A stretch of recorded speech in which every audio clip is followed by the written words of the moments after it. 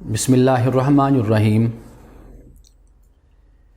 اگر کوئی شخص اسلام قبول کرتا ہے تو ہمارے ہاں ایک روایت ہے کہ ہم اس کا نام بدل دیتے ہیں، جبکہ نام بدلنے کی ضرورت نہیں ہوتی، الا یہ کہ اس کے نام میں کوئی ایسی خرابی ہو کہ جو مبادیات دین کے خلاف ہو۔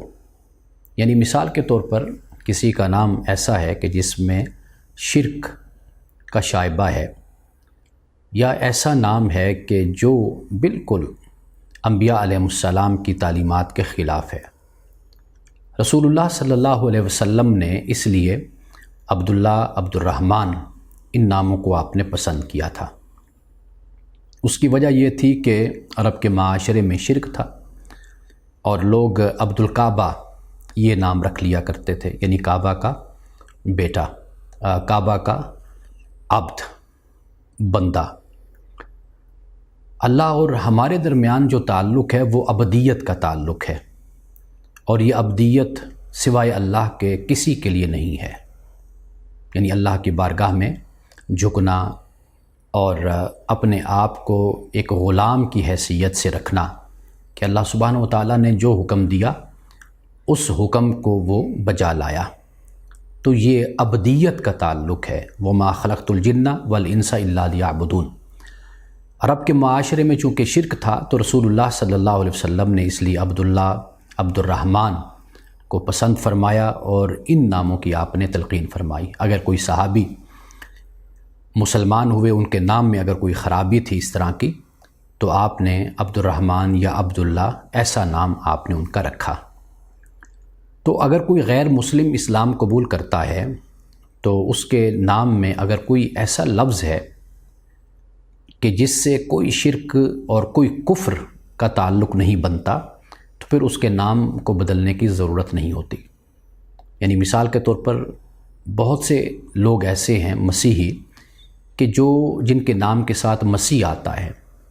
مسیح حضرت عیسیٰ علیہ السلام کا لقب ہے۔ قرآن پاک نے مسیح ابن مریم یہ کئی جگہوں پہ بیان کیا ہے۔ تو اگر کسی شخص کا نام مثال کے طور پر برکت مسیح ہے یا امانت مسیح ہے، تو اس کے نام کو تو بدلنے کی ضرورت ہی نہیں ہے، اس لیے کہ مسیح بھی ہمارے ہی پیغمبر ہیں، حضرت موسیٰ علیہ السلام بھی ہمارے پیغمبر ہیں، جتنے بھی پیغمبر اس زمین پر اتارے وہ سب کے سب ہم سب کے پیغمبر ہیں وہ۔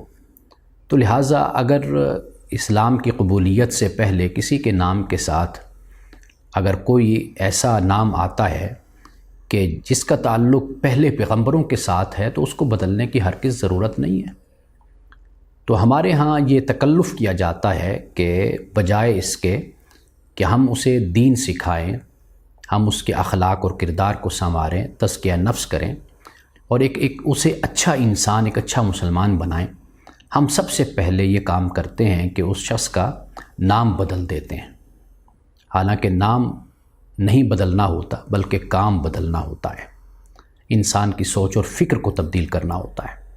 تو اس لیے شرعی طور پر دین کی روشنی میں، قرآن کی روشنی میں کسی غیر مسلم کہ جب وہ اسلام قبول کرتا ہے اس کے نام کو بدلنے کی ضرورت نہیں ہوتی، مگر یہ کہ اگر اس نام میں کوئی شرک ہے، کوئی بدعت ہے، کوئی کفر کی بات ہے، تو پھر تو نام کو ضرور بدلا جانا چاہیے۔